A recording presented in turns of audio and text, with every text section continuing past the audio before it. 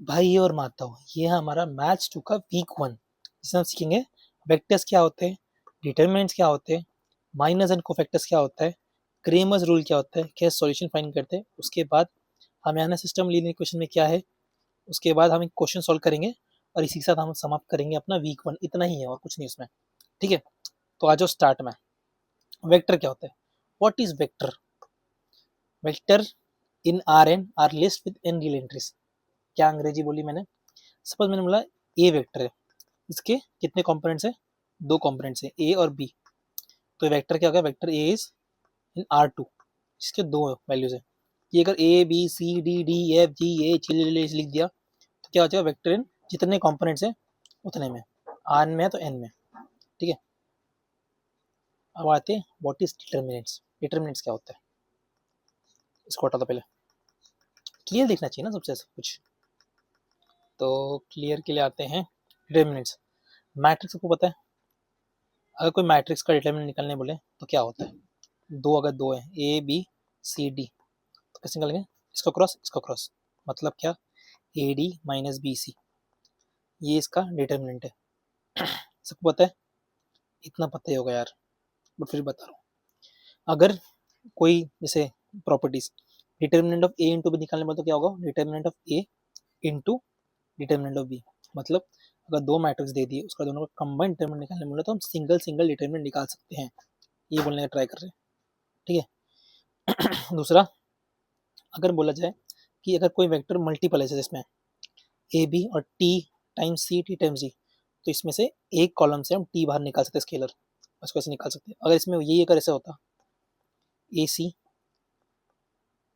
नहीं सॉरी ए सी मतलब के ए के बी और टी सी और टी डी, इसको लिख सकते हैं हम।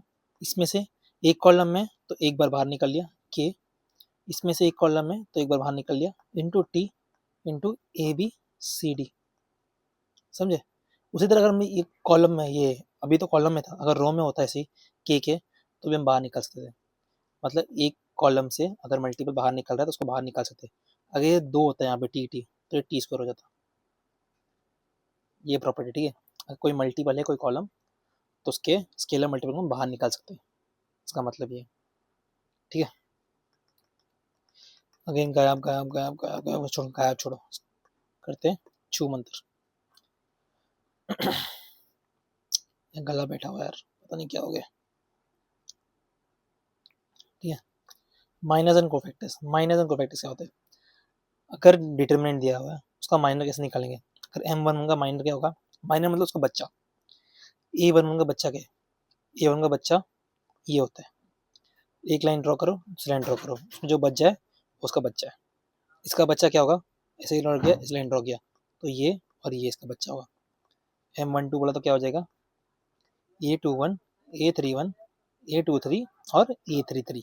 गुड, ये माइनर होता है। अब कोफैक्टर क्या होता है? Cofactor is C I J is equal to -1 into I plus J into M I J. मतलब क्या बोला मैंने? अब कोफैक्टर निकालना है तो बस ये ऐड करना होता है किसी का। इसका कोफैक्टर क्या होगा? C11 is equal to minus times of I plus J, क्या होगा? 1 + 1 इंटू M11। तो ये क्या हो जाएगा? 2² 1 into M11, that is C11। उस तरह C12 निकालने गए तो C12 is minus times of 1 + 2 into M12। ठीक है, यही है बस। अब डिटर्मिनेंट कैसे निकालेंगे? छोटे कदम में बता दें, क्रॉस करके निकाल सकते हो। अब बड़े कैसे निकालोगे? तीन में, तीन हुआ तो तीन हुआ, चार हुआ, पांच हुआ, ये स्क्वायर के लिए होता है। ठीक है, डिटर्मिनेंट हमेशा स्क्वायर के लिए निकलते हैं, स्क्वायर मैट्रिक्स के लिए, ये याद रखना। तो उसका फॉर्मूला होता है, क्या है? Determinant sorry determinant of A is sigma J is equals to 1 n into A sorry 1 J into C1 J. मतलब क्या?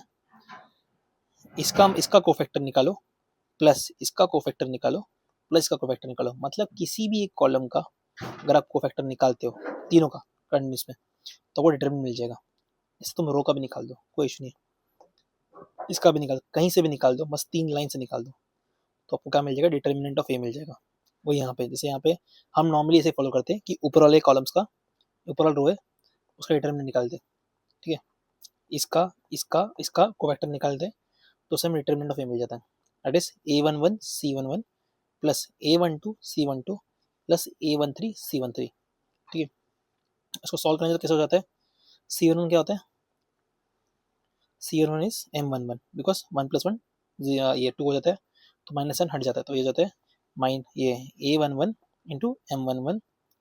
अब इसमें क्या था 1 2 है तो ऑड है, तो 1 + 2 हो जाता है माइनस, ठीक है, तो minus times of A12 M12 plus, अब 1 + 3 4 हो जाता है, तो ये क्या हो जाता है A13 और C13। अभी टाइम पास लग रहा होगा जिसको इसको पता होगा 11 में, उसके लिए नहीं पता, उसके लिए थोड़ा इशू है ना भाई, तो इसलिए स्टार्टिंग से बता रहा हूँ। ये हो गया डिटरमिनेंट निकालने का तरीका। अब आते हैं इसमें सॉल्यूशन फ्रॉम इक्वेशन। अगर आपको 3 इक्वेशन दिया हो ऐसे, ठीक है, तो उससे कैसे निकालोगे, उसमें कुछ नहीं करना है, हमें D1 D2 D3 और D निकालना है। अब D1 D2 D3 क्या है भैया, D1 D क्या होता है, ये और ये, इसको एक कॉलम बना लो, ठीक है, इसको एक कॉलम बना लो, इसको एक कॉलम बना लो, ये D हो जाएगा। इसका डिटरमिनेंट निकालोगे तो D निकलेगा, A11 A21 A31 A12 ठीक। अब D1 क्या होता है, D1 इज A1, इसके बदले इसको डाल दो बस, क्या बोला मैंने, इसके बदले इसको डाल दो, तो इसे यहाँ D1 मान लिया, B1 B2 B3 आगे सेम रहेगा।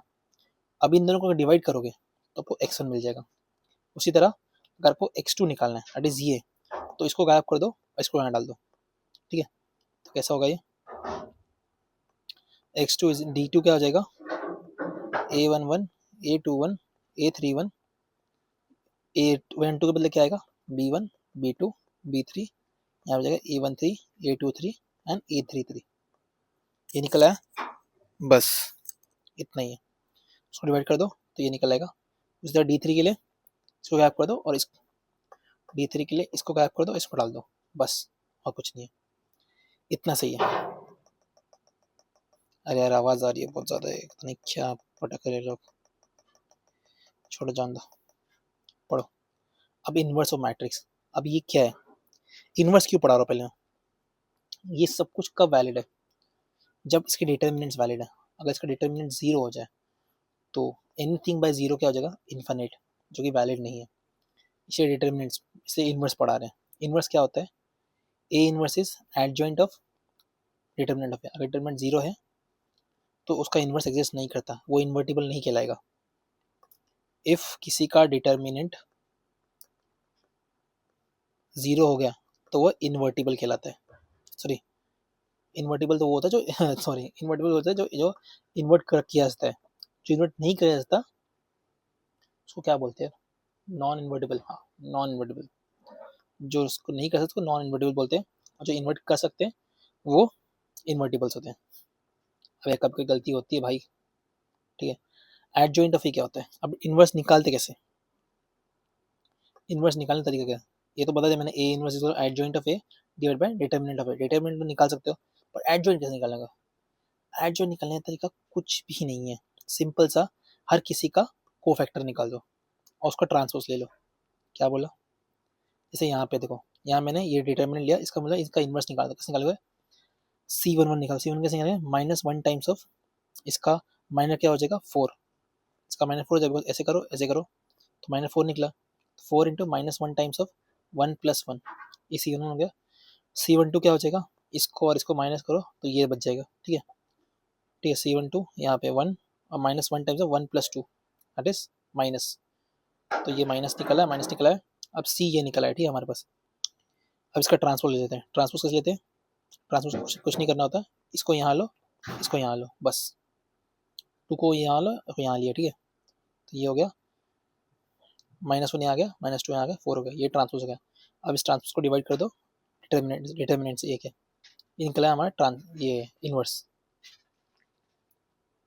ठीक है, समझ गए ना अब तक, भैया ने बोला नहीं समझा, बहुत सिंपल है, कुछ नहीं करना है। पहले हमें क्या करना है, पहले किसी हर एक जो वैल्यूज है उसका कोफैक्टर निकालना है, ठीक है, हर वैल्यूज का कोफैक्टर निकाला, C1 कोफैक्टर निकाला तो कैसे निकलेगा, ये माइनर, इसका माइनर ये हो गया M11 और कोफैक्टर निकालने के लिए -1 टाइम्स आई प्लस जे 1 + 1 × 4, ठीक है। C21 -1 टाइम 2 + 1 × 2, इसका C12 -1 टाइम दिस ऐसे निकला है सबका, चारों का कोफैक्टर निकाल लिया। ये बनाने कोफैक्टर का मैट्रिक्स, ठीक है। उसका ट्रांसपोज लिया, ट्रांसपोज लेने के लिए बस इन दो वैल्यूज को नीचे लेना होता है, इन दो वैल्यूज को ऊपर लेना होता है, ठीक है। तो 4 -1 को इधर लिया और 2 को इधर ले लिया, ये इसका निकल लिया ट्रांसपोज ऑफ कोफैक्टर। उसको डिवाइड कर दिया इसके डिटर्मिनेंट से 10, बस इतना ही था। अब प्रॉपर्टीज ऑफ एडजॉइंट, ठीक है, ये बहुत इंपॉर्टेंट है। A into adjoint is equals to determinant of A into ये क्या है आई आइडेंटिटी मैट्रिक्स, ठीक है, ये याद रखना पड़ेगा, ठीक है। Adjoint of A into B is adjoint of B into adjoint of A, ठीक है। Adjoint of A transpose is adjoint of A का होल ट्रांसपोज, ठीक है। Again adjoint of K is any scalar, ठीक है, कोई स्केलर, ठीक है। मतलब ऐसा लिख दिया मैंने कि एडजॉइंट ऑफ 3a, तो ये क्या हो जाएगा 3 into n - 1 into adjoint of A, जिसमें n क्या है, n नंबर ऑफ रोज है, ठीक है, इसमें n इज नंबर ऑफ रोज कितना, ठीक है। अब ये क्या है एडजॉइंट ऑफ ए का डिटर्मिनेंट, क्या हो जाएगा determinant of A into sorry raise to n - 1, ठीक है। अब एडजॉइंट ऑफ ए क्या होता है determinant of A raise to n - 2 into A का मैट्रिक्स। ये सारी प्रॉपर्टीज याद करनी पड़ेगी, इसमें कुछ नहीं कर सकता मैं भाई, नथिंग, कुछ नहीं कर सकता, याद रख लो, आराम से याद हो जाएगी, कोई इशू नहीं, ठीक है। अब आगे आते हैं सिस्टम ऑफ लीनियर इक्वेशंस। अब मैंने जो आपको ये पीछे दिया था, ठीक है, कहाँ गए, हाँ ये system of linear equation solution. अगर इसका सॉल्यूशन जैसे मैंने निकाला x1 d1/d x2 d में, अब इसमें अगर d 0 हो गया और ऊपर के वैल्यूज कोई 0 नहीं है, तो क्या इसका सॉल्यूशन निकल सकता है, नहीं निकल सकता। तो क्या बोलेंगे हम उसको, अगर d 0 है तो ये नो सॉल्यूशन है, ठीक है। तो इससे हम बोल सकते हैं कि ये इनकंसिस्टेंट हो गया, इक्वेशन जो है इनकंसिस्टेंट है ना। तो वही चीज़ है, अगर डिटर्मिनेंट 0 है तो ये नो सॉल्यूशन होगा और एक जो ये इनकंसिस्टेंट होगा। अब दूसरा चीज़, अगर सपोज मान लिया कि ये भी 0 हो गया, ये भी 0 हो गया, मतलब दोनों 0, तो मतलब क्या हो गया, ये अनडिफाइंड हो गया, मतलब बोल नहीं सकते, इन्फिनिटी जा सकता है, कुछ भी हो सकता है, कुछ भी हो सकता है, हम बोल नहीं सकते ना, इन्फिनिटी पर इन्फिनिटी हम डिटरमाइन नहीं कर सकते क्या हो सकता है। तो इसीलिए इस टाइम पे जो है इन्फिनिट सॉल्यूशन हो सकते हैं, ये इन्फिनिट सॉल्यूशन का प्रॉपर्टीज होती है, जब कोई दोनों ही 0 हो जाए या फिर ये इसका मल्टीपल हो जाए 2 टाइम 3 टाइम 4 टाइम, तो क्या हो जाएगा, 2 इक्वेशन हो जाएंगे, ठीक है, और 3 वेरिएबल हो जाएंगे। तो सॉल्यूशन निकालना क्या हो जाएगा, बहुत कोई एक तो ऐसे रह जाएगा जो इसका डिपेंडेंट होगा, मतलब 2 इक्वेशन और 3 वेरिएबल्स निकाल सकते हो, नहीं ना, इन्फिनिट सॉल्यूशन मिल जाएंगे हम उसमें, उसमें कुछ भी सॉल्यूशन हो सकता है, जो वैल्यू डालोगे वो सॉल्यूशन निकल आएगा, तो उस टाइम में क्या हो जाएगा इन्फिनिट सॉल्यूशन, तो इन्फिनिट सॉल्यूशन प्रॉपर्टी हो जाएगी। अब अगर ऐसा हुआ कि सब कुछ अलग है और कोई डिटर्मिनेंट कुछ 0 नहीं है, तो क्या हो जाएगा, उस टाइम हमें यूनिक सॉल्यूशन मिलेगा, उस टाइम पे हमें यूनिक सॉल्यूशन कब मिलेगा, जब डिटर्मिनेंट कोई 0 नहीं है और तीनों एक दूसरे से अलग अलग हैं, तब क्या मिलेगा हमें, एक यूनिक सॉल्यूशन मिलेगा एक्स वाई जेड का, ठीक है। यही चीज़ आगे, a system of equation has 3 type solution, at least one solution जब सब अलग अलग हैं, नो सॉल्यूशन, और तीसरा इन्फिनिटली मेनी सॉल्यूशंस। ये कब हो सकता है, एटलीस्ट वन सॉल्यूशन मतलब कंसिस्टेंट है, इन्फिनिटली मतलब कंसिस्टेंट, मतलब इसमें देखो इन्फिनिटली मेनी में हम बोल नहीं सकते, बिकॉज दो इक्वेशन अगर एक इक्वेशन दूसरे का मल्टीपल है या एक इक्वेशन तीनों इक्वेशन एक दूसरे मल्टीपल है, तो उस टाइम में हम जो एक्स के वैल्यू डालेंगे वो हमें वैल्यू मिल सकता है, तो उस टाइम हम कुछ डिटरमाइन नहीं कर सकते कि क्या ये नो सॉल्यूशन होगा या कुछ होगा, कुछ भी डालोगे कुछ भी मिलेगा आपको। अगर सपोज आपने ऐसे लिख दिया, ठीक है, 3x + y = 5, 4x + y = 10 और 3x 6x + 2y = 12। अब अगर मैंने 3 इक्वेशन दे दिया, अब इसमें देखो ये इसका मल्टीपल दिख रहा है, बट अगर इसको मल्टीप्लाई करेंगे तो क्या निकलेगा 6x + 2y = 10, बट ये और ये कॉन्ट्रडिक्ट कर रहे हैं, है ना। इस टाइम पे क्या हो जाएगा, कोई सॉल्यूशन एग्जिस्ट नहीं करता, बिकॉज 6x + 2y 10 भी दे रहा है और 12 भी दे रहा है, तो इस टाइम पे क्या हो जाएगा नो सॉल्यूशन। अब यही अगर 10 होता तो हमें क्या है, 3 इक्वेशन दिए थे बट एक इक्वेशन एक का मल्टीपल निकला, तो हम x का कुछ भी वैल्यू डालेंगे तो y का कुछ भी वैल्यू निकल सकता है। मतलब ये नहीं कि सॉल्यूशन इनकंसिस्टेंट है, बट इनफाइनाइट सॉल्यूशंस है। अब अगर इसको मैं दे देता, अगर ये इक्वेशन को अलग कुछ दे देता, 3 तो आराम से हमें निकल जाता वैल्यू, इसमें z भी होना चाहिए था। मैं 2 वेरिएबल डालने, z भी वैल्यू होता, ठीक है, सब कुछ z भी वैल्यू होता। चलो वापस से मैं समझाता हूँ, मैंने खुद पागलपंती कर दी। समझ तो गए हो यार अब तक, इसको हटा देता हूँ, ठीक है। हाँ देखो, अगर मैं बोलूँ इक्वेशन है 3x plus 4y plus 2z is equal to 10, ठीक है। दूसरा इक्वेशन है 2x plus 10y plus 5z is equal to 50, और तीसरा इक्वेशन है 9x प्लस 12y प्लस कितना हो जाएगा 6z इज इक्वल टू 50। अब इसमें देखो, ये इसका मल्टीपल है बट इसका जो रिजल्टेंट है वो अलग आ रहा है, इसको मल्टीप्लाई करोगे तो 30 आएगा, तो ये दोनों इक्वेशन कॉन्ट्राडिक्ट कर रहे हैं, तो इस टाइम पे क्या नो सोल्यूशन हो जाएगा। और अगर इसके बदले मैं इसको क्या डालता, 630 डालता, ठीक है, या 30 लिखता, तो ये दोनों एक दूसरे के मल्टीपल है, तो क्या हो जाएगा, 2 इक्वेशन और हमें 3 वेरिएबल है, तो इस टाइम पे क्या इनफिनिट सोल्यूशन मिल सकते हैं, है ना, कुछ भी सोल्यूशन हो सकता है। अगर कुछ और वैल्यू होती, ये इक्वेशन कुछ तीसरा होता, तो इस टाइम पे हमें यूनिक सोल्यूशन मिलता। तो यही बोलने ट्राई कर रहा हूँ मैं, if D is equal 0 and D I is not equal 0, कोई भी मतलब D1 D2 D3, तो नो सोल्यूशन मिलेगा। अगर D1 और DI कोई एक दोनों जीरो हो गए तो क्या हो जाएगा, इन्फिनिटली मेनी सोल्यूशन मिल जाएंगे। DI कब जीरो होगा, जब वो भी उसका मल्टीपल होगा, अगर दोनों ही नॉन जीरो है तो यूनिक सोल्यूशन मिलेगा। और इसमें इन दोनों को कंसिस्टेंट बोलते हैं, इसको इनकंसिस्टेंट बोलते हैं सॉल्यूशन। बस इतना ही था।